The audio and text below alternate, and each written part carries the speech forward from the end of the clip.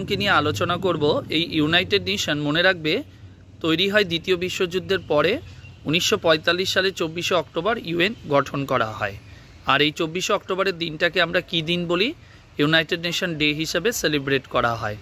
কিন্তু মনে রাখবে এর আগে আরেকটি পূর্বে অর্গানাইজেশন ছিল, আন্তর্জাতিক সংগঠন, তার নাম কি ছিল? League of nation. এই লিগ অফ নেশন তৈরি হয়েছিল প্রথম বিশ্বযুদ্ধের পর, মেনলি শান্তির জন্য, অর্থাৎ প্যারিস পিস কনফারেন্সের মাধ্যমে এই লিগ অফ নেশনটা তৈরি করা হয়েছিল। 1920 সালে গঠন করা হয়, যাদের হেডকোয়ার্টার কোথায় ছিল?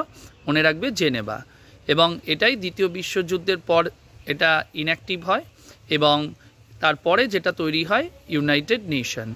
তো সেই ইউএনের সদর দপ্তর আমরা বললাম কোথায়? নিউ ইয়র্কে। এবং মনে রাখবে এদের দু ধরনের অর্গান আছে, একটা প্রিন্সিপাল অর্গান, একটা স্পেশালাইজড। প্রিন্সিপাল অর্গানের সংখ্যা 6টা, স্পেশালাইজডের সংখ্যা 15।